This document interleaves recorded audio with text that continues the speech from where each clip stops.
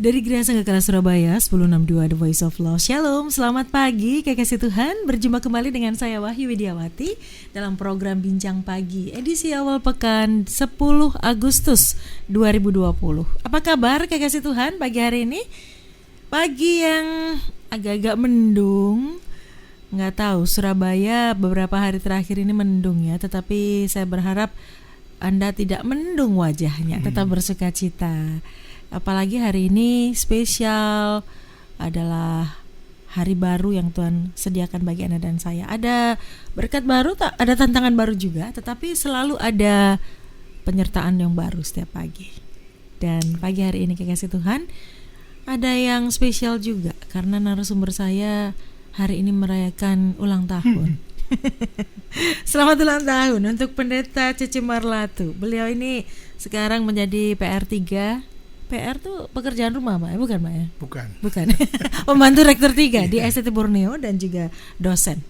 Apa kabar Pak Cece? Selamat ulang tahun. Oh, terima kasih. Ya. Baik, semua baik. Puji Tuhan. Kok ya pas ya? Pas ulang tahun. Saya waktu memberi tanggal saya lupa juga. Oh. Kok ya pas dulu. Kok ya pas ya? Ini kalau boleh tahu ini yang ulang tahun ke-17 atau keberapa ini? 17 jalan. 17 jalan. Jalan beberapa kali. Iya. Bertahun-tahun. Ya, itu membuktikan bahwa penyertaan Tuhan itu luar biasa dalam kehidupan Pak Cece. Amin. Wajah beliau beda kekasih Tuhan. Mungkin karena terlalu lama PSBB itu ditutup sama masker, jadi jambangnya lebat. Kenapa? Pengen penampilan baru atau bagaimana nih? Awalnya sih enggak kepikiran ke situ, tapi karena enggak keluar pelayanan ya udah biarin. Saya lihat-lihat, cobalah sekali-sekali. Belum pernah emang? Pernah dulu masih muda. Oke. Tapi setelah lama pelayanan, rasanya kok wajah kayak gini tambah sangar gitu kan. Sangar dong. Tapi setelah saya lihat, saya perhatikan, udahlah sekali-sekali lah, enggak masalah. Rencananya sampai kapan ya bercambang dan berjenggot ini? Ya, nanti lihat ada waktu. Lihat waktu ya. Kayaknya lebih keren gini, Pak. Waduh, gak dipotong nanti. Didukung sama ibu ya? Ya. Oh, aduh. Ingat nostalgia masa muda dulu ketemunya juga gini gitu. Pak Cece hampir 5 bulan sepertinya ya, sudah 5 bulanan ya, lebih banyak di rumah di depan laptop ngajarnya pakai Zoom gitu. Gimana rasanya? Ya, rasanya seperti orang bilang bete itu bete. Apa ya? Rasanya kok ini ngapain sih gak gini-gini terus ya? Biasanya kan kita move kemana. Sekarang kok duduk diam di depan komputer terus. Tapi udahlah, karena memang keadaan demikian, ya kita ikutin lah. Supaya kita juga jaga kesehatan lah. Jangan sampai kita melawan protokol yang dianjurkan pemerintah ya. Orang di rumah itu biasanya naik berat badan, ini Pak Cece turun berat badan ini. Itu saya jaga. Ada resep khusus, boleh berbagi dengan kekasih Tuhan? Ya malam jangan terlalu makan lah. Biasanya malam makan. Nah sekarang ya udah paling buah apel 1 atau mungkin sayur udah itu aja. Sebab kalau itu saya makan dengan segala-galanya plus-plusnya selesai. Bisa semakin mengembang ke kanan dan kiri ya. Oke, itu tips dari Pak Cece ya. Jadi kalau malam Anda jaga makannya buah dan sayur. Itu memang dari dulu kita kecil tuh diajarin gitu loh Pak ya. Betul. Banyak makan buah dan sayur ya. Ya. Namun sebelum ini sudah tahun 2016 memang saya sempat 102. 102? Ya. Wow. Waktu saya cek ke dokter, dokternya berkata gini, saya enggak mau kasih obat ya. Terus dokter berkata gini, pakai bahasa Jawa, jaga cangkem. Saya kaget. Gak enak ya ngomongnya. Saya pikir bercanda beliaunya. Loh serius dok? Dia bilang, iya jaga cangkem. Pagi makan raja, siang makan pangeran, malam makan pengemis. Dia bilang. Makan raja tuh ya udah makan pagi karena kita beraktivitas. Siang dikurangi nasi, malam no nasi, sayur-sayur. Nah mulai dari itu turun sampai 80. Nah, setelah PSBB turun 74, Turun lagi. 73. Wow. Udah saya pertahankan lah. Luar biasa ya. Dari 102 ke 73. Wow. Itu dalam jangka waktu beberapa tahun ya? Iya, dari 2016 sampai 16 Terus sejak kita PSBB ini dari 85 sampai 74. Ada berapa bulan ini udah? Wow. Dijaga lah. Luar biasa ya. Yang penting tetap sehat. Ya. Oke. Dan bisa merayakan ulang tahun di tahun depan juga. Haleluya. Oke, pagi hari ini Pak Caca tertarik untuk mengangkat satu topik perbincangan, orang benar di tengah pencobaan, yang diambil dari Mazmur pasal yang pertama, ayat pertama sampai ketiga. Kenapa tertarik dengan ayat ini, Pak? Ya, kalau kita lihat ayat 1, 2, 3, biasanya kalau saya suruh pilih, orang suka ayat ketiga. Karena apa? Kalimat terakhir itu berkata, apa saja yang diperbuatnya berhasil. Nah, kalimat ayat yang ketiga ini tidak usah diklaim. Karena apa? Itu bagian Tuhan, pasti digenapi. Yang kita kerjakan bagian kita. Ayat 1, 2 itu kita kerjakan. Nah, karena itu ayat yang pertama di sana dikatakan dengan jelas, berbahagialah orang benar yang tidak berjalan menurut nasihat orang fasik. Nah, masalahnya gini, kita sebagai orang benar, bagaimana sikap kita di tengah-tengah kefasikan? Apakah kita ikut berbuat fasik? Kalau kita ikut berbuat fasik, ya udah, ayat ketiga nggak akan slogan, iya kan? Lewat. Aja. Secara etimologi keluar dari sesuatu. Fasik itu keluar dari sesuatu. Keluar dari sesuatu. Maksudnya baik itu kepercayaan atau ruangan atau apa saja. Nah, kalau kita berbicara ini tentang kepercayaan, jadi keluar dari suatu kepercayaan. Secara terminologi, seseorang yang menyaksikan tetapi tidak meyakini dan melaksanakan. Contohnya. Nah, sudah tahu itu salah. Tapi dilakukan, itu fasik. Sudah tahu kan? Salah dilakukan itu fasik kan? Ya. Nah, akhirnya saya ambil satu kesimpulan, orang fasik itu menghalalkan segala cara. Yang penting dia mendapatkan sesuatu, yang penting dia untung. Orang lain masalahnya, orang lain mengalami sesuatu yang fatal oleh perbuatan dia, itu masa bodoh bagi dia. Bukan urusan saya. Gitu ya. Nah, sekarang kita sebagai orang benar, apakah kita berlaku demikian? Kalau kita berlaku demikian, ya udah ayat ketiga, ayat tinggal ayat. Ya. Sama dengan hal ini di dalam Injil Matius pasal 6 ayat 33 kan. Cari dulu kerajaan Allah dan kebenarannya, maka semuanya ditambahkan. Nah, biasanya kita fokus pada ditambahkan. Cari dulu dong Tuhan. Itu kan. Kita pokoknya ditambahkan. Apanya ditambahkan? Lu belum cari Tuhan. Enak aja lu ngekelembutkan. Sama dengan ini. Untuk ayat ketiga bisa tergenapi, so pasti kita lihat dua ayat. Nah, dua ayat pertama itu ada 3 poin yang mau saya sampaikan. Di tengah kefasikan, Anda sebagai orang benar harus tetap berlaku benar. Saya beri contoh ya. Saya waktu pertama-tama masuk ke Jawa sini kuliah. Tahun berapa itu, Pak? 79. 79 ya? Iya. Lalu di depan kampus kami itu ada warung. Bukan rumah makan sih, rumah makan kan mewah kan. Ini warung ya? Warung. Biasa anak-anak kampus nyangkruk situ. Apa nyangkruk? Duduk-duduk lah. Saya pas waktu itu saya makan. Saya ingat sekali saya makan sop. Ayam 2 potong. Perkedelnya 2. Pokoknya sebelah 2 karena saya suka makan. Lalu dengan minum teh hangat. Nah, waktu itu uang paling besar 10.000 waktu itu. Sekarang kan 100.000. Nah, waktu itu 10.000. Setelah selesai saya makan, lalu saya tanya ibu warung, berapa Bu? Ibu berkata 1.000. Waktu itu loh ya. 1.000 kita beli pulsa nggak bisa sekarang kan. 1.000 katanya. Parkir aja nggak boleh sekarang Pak 1.000. Lalu saya kasih uang saya 1.000. Setelah saya beri kepada ibunya, lalu mari Bu, saya bilang. Ibu katakan, saya pikir kenapa saya karena saya pada awal-awal sih apa? Kenapa Bu? Tunggu. Tiba-tiba klutak dia keluarkan uang 9.000. Nah, sebagai orang benar, ayo diambil atau ngomong jujur? Harusnya ngomong jujur. Ya kan? Saya 1.000 Bu. Nah, lalu saya katakan, karena saya tahu persis saya sebagai orang benar dan saya orang percaya Tuhan, saya katakan, Bu, uang saya 1.000 tadi Bu. Oh benar Tanah? Iya. Mulai hari itu saya top di kampus. Tuh Ambon hitam jujur. Mulai hari itu teman-teman saya berkata, Bon, panggil saya Ambon. Apa Om Bon? Kan pakai bahasa biasa kan. Bahasa Surabaya. Saya ceritain, saya digoblok-goblokin. Oh. Ditel-teloin kan. Sekarang kadang-kadang itu diizinkan Tuhan. Memang sih yang salah kan saya bisa berdalih kepada Tuhan. Salahnya dia kok Tuhan. Saya nggak salah kok Tuhan. Saya sudah kasih 1.000, sudah pas. Saya ngomong 1.000. Tapi Tuhan kan mau lihat nih, ini si Itam mau jujur nggak? Sekalipun kita di tengah orang fasik harus berkata benar. Okay. Nah dari situ, saya berangkat dari situ, saya diberkati Tuhan. Iya kan? Sehingga ayat ketiga terkena api dalam kuliah saya sampai dengan hari ini. Nah berangkat dari situ saya lihat, bukan berarti untung, tapi Roh Kudus itu yang menuntun kita untuk mengaku Yesus adalah Tuhan, yang menuntun saya untuk tidak berkata mumpung, apalagi anak kos lo ya. Anak kos tuh kesempatan dari kesempitan ambil. Nah akhirnya turun kepada anak saya. Kenapa Pak? Anak saya ini gini, satu ketika dia cerita, dia sekarang MC di mana-mana, selain psikolog. Dia ngambil uang di ATM. Di depannya ada seorang wanita seumuran dengan dia, katanya.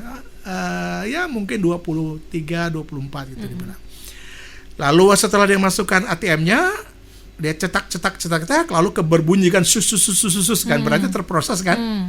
Nah akhirnya tunggu ATM keluar, masukkan dompet, karena anak saya pas di belakangnya dia. Dilihat uangnya tidak keluar. Digedor-gedor, anak saya juga ikut bantu gedor, siapa tahu nyangkut kan.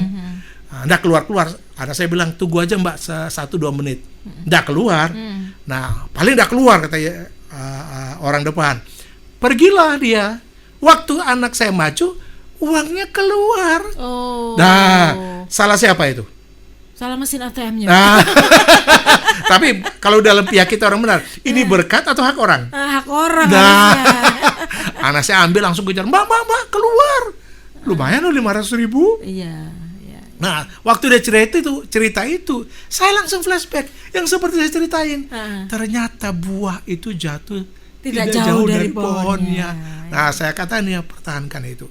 Kau pasti diberkati. Dan saya lihat mereka diberkati. Udahlah, di tengah kefasikan, apalagi zaman-zaman sekarang ini, orang kata, dah mungkin kita bisa jujur, dah mungkin lah, kita harus, ya pokoknya apa yang kita kerjakan, pokoknya kepentingan bagi kita. Tapi sebagai orang benar, harus berlaku benar di tengah-tengah kefasikan. Itu apalagi, yang saya maksudkan. Apalagi dengar nasihatnya, jangan ya. Jangan. Jangan diturutin. Iya kan. Seperti tadi teman-temannya Pak Cece bilang kan, bodoh. Mungkin kadang-kadang kita ini dibilang bodoh kalau kita melakukan kebenaran, Pak. Hati saya juga berkata waktu itu, iya ya, kenapa saya enggak ambil ya? Bodoh amat. Tapi dalam hati kecil, nah makanya Roh Kudus itu kalau menuntun, enggak itu. Ya memang yang salah ibu warung. Iya kan? Saya bisa berdalih salah dia, tapi Tuhan izinkan. Ini orang masih jujur atau enggak? Dia mau benar apa enggak? Nah itu kadang-kadang. Itu yang saya maksudkan. Sehingga ayat ketiga, itu kata di mana keluar dari, tadi secara etimologi keluar dari sesuatu. Kalau kita jadi orang benar, tidak boleh keluar dari kebenaran. Itu yang saya maksud, puji Tuhan. Baik. Kemudian tidak berdiri di jalan orang berdosa. Orang benar di tengah orang berdosa. Itu bagaimana Pak? Kan pada dasarnya semua kita berdosa. Arti kata dosa itu ada di dalam 1 Yohanes 3:4 berkata melanggar perintah Tuhan. Nah maksudnya gini, kalau Tuhan berkata jangan, ya jangan dilakukan dong. Tapi karena kita kan kadang-kadang seperti ini, nggak apa-apalah sekali-sekali. Nah itu loh. Nah dosa kecil. Padahal dosa kecil. Dosa kecil, dosa besar ya. Coba saya beri contoh. Batu kerikil saya lempar ke dalam air, pasti tenggelam kan?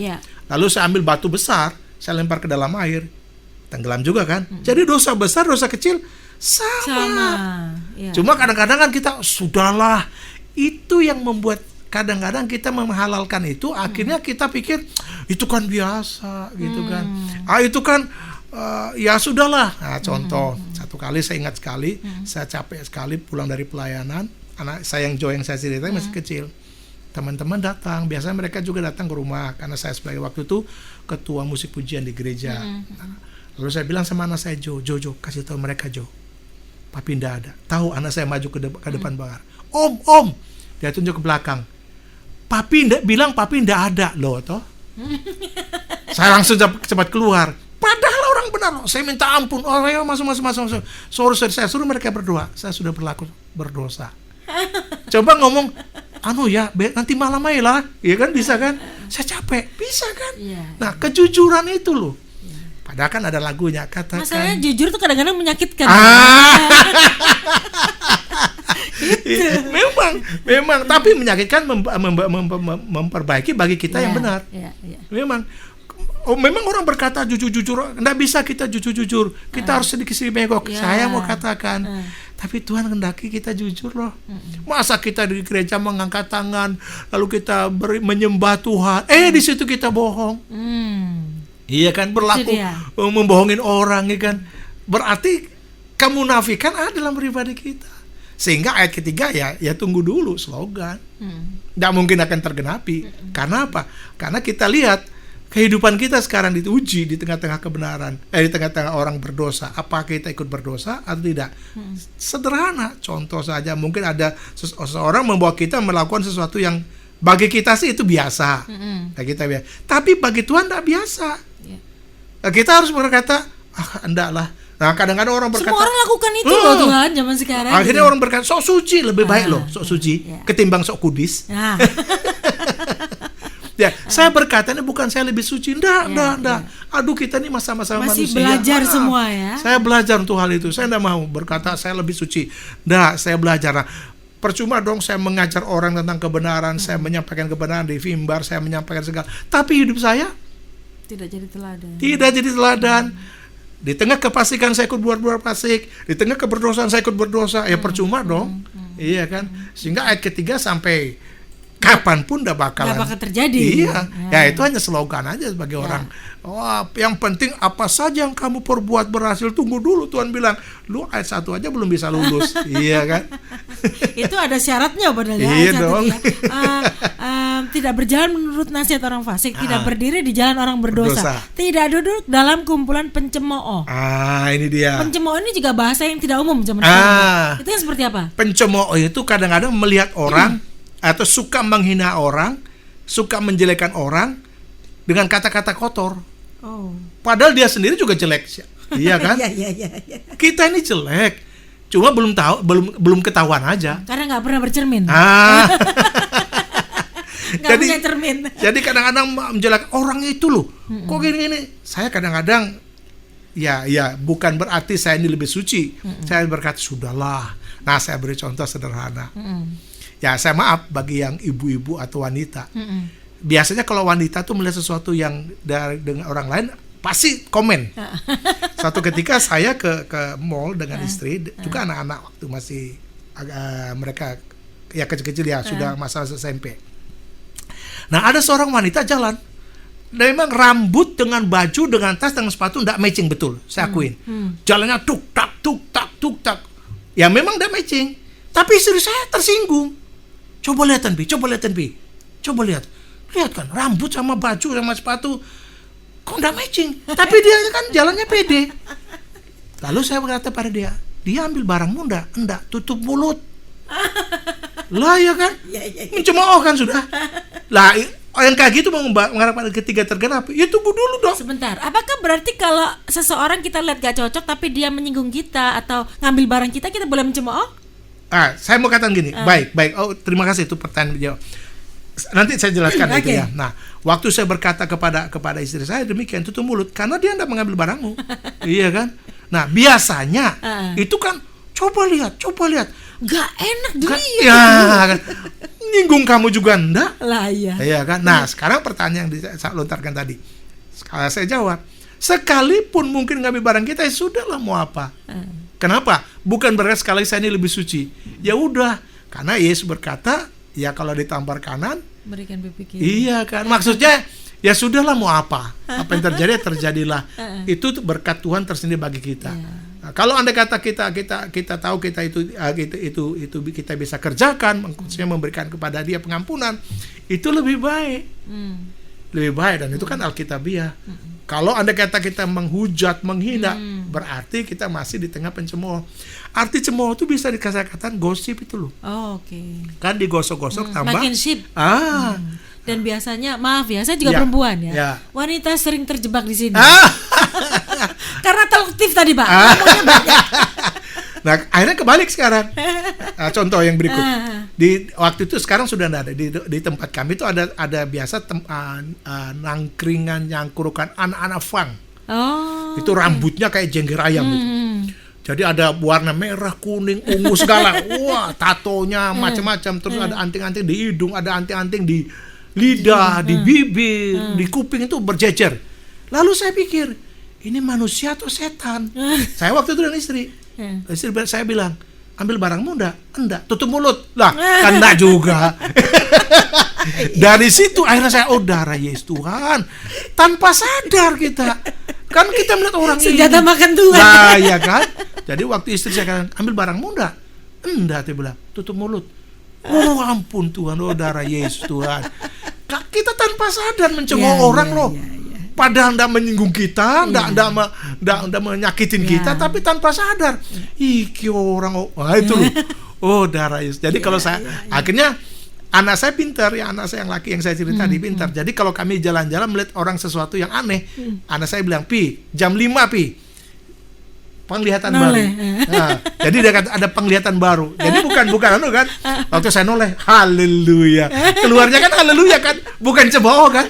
Jadi kalau kami jalan-jalan Pi jam 6 Pi, saya balik, haleluya. Daripada apaan nih manusia tahu loh tuh. Iya kan?